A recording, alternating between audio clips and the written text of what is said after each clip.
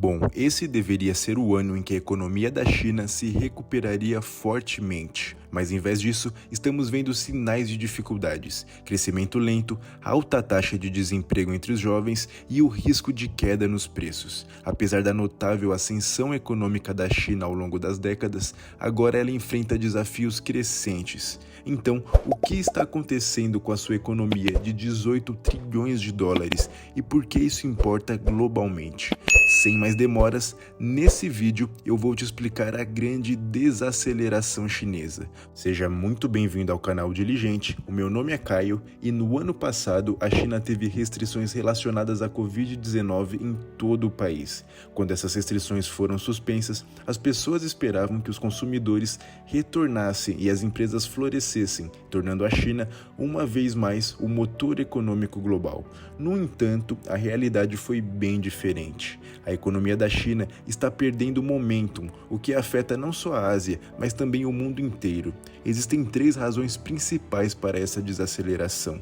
Em primeiro lugar, há um problema no mercado imobiliário. O governo percebeu uma bolha imobiliária alguns anos atrás e agiu para desinflá-la.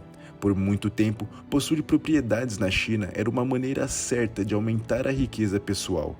No entanto, os esforços do governo para controlar a dívida no setor imobiliário ocorreram rápido demais, causando quedas dramáticas nos preços das casas em 2023. Em segundo lugar, a queda nos preços das casas afeta a confiança das pessoas e as faz se sentirem mais pobres, mesmo quando seus salários permanecem os mesmos. No início do ano, quando a China reabriu, houve um aumento nos gastos do consumidor, conhecidos como gastos de vingança. No entanto, agora estamos vendo uma queda nos gastos do consumidor porque as pessoas estão economizando o seu dinheiro ao invés de gastá-lo. E a terceira questão se chama dívida excessiva. No ano passado, quando a economia desacelerava, o governo pegava empréstimos no nível local para financiar projetos de infraestrutura, estimulando a demanda por materiais como cimento e aço. Com certeza você já viu algum vídeo sobre as enormes construções que estão sendo feitas na China. No entanto, agora já existe muita dívida local. Portanto, o governo está buscando novas maneiras de revitalizar a economia. Mas para entender como as coisas chegaram nisso, antes você precisa saber como a China se tornou a segunda maior economia do mundo.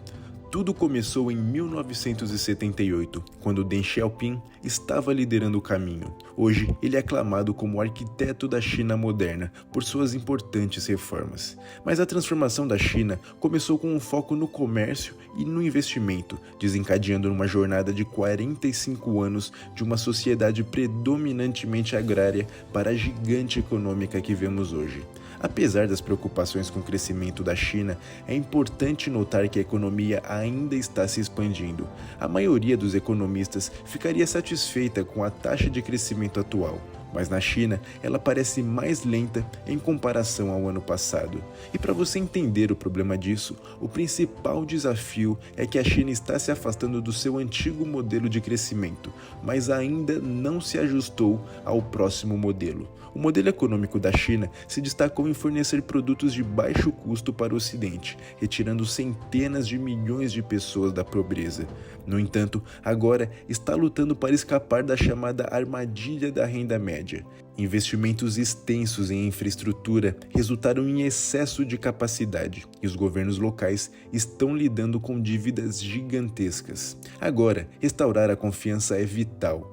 Anos de controles da pandemia e repressão governamental prejudicaram e muito as empresas. O primeiro sinal de problemas surgiu no setor de tecnologia da China, em novembro de 2020, quando as autoridades chinesas interromperam bruscamente o maior IPO do mundo pela Ant Group, uma fintech gigante do bilionário Jack Ma.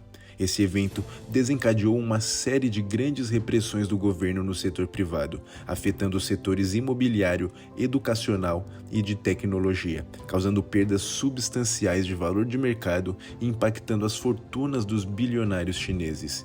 Agora, Pequim está se esforçando para tranquilizar os investidores, sinalizando uma abordagem mais aberta ao mundo. Eles receberam figuras influentes como Jamie Dimon, do JP Morgan, e Elon Musk, que enfrentam um ambiente desafiador sob a liderança de Xi Jinping dos anos anteriores. O governo chinês reconhece que revitalizar o setor privado é fundamental para reviver o crescimento econômico. Desafios diplomáticos, especialmente entre a China e o seu principal rival, os Estados Unidos, deixaram os investidores mais cautelosos, mesmo que as autoridades dos Estados Unidos tenham visitado Pequim nos últimos meses para reparar relações e reconstruir a confiança. As duas superpotências ainda assim discordam em várias questões, incluindo Taiwan e ao acesso à tecnologia avançada, e agora mais recente, Israel e Palestina. Já existe uma nova tendência das empresas, principalmente nos Estados Unidos, tentando reduzir a sua dependência das cadeias de abastecimento chinesas. As empresas multinacionais ocidentais estão cada vez mais explorando fontes alternativas para os seus produtos, como a Índia e países do Sudeste Asiático. No entanto, se a divisão entre a China e o Ocidente se estender ao ponto de cortarem o acesso a tecnologias novas e cruciais, isso poderá representar desafios ainda maiores no longo prazo.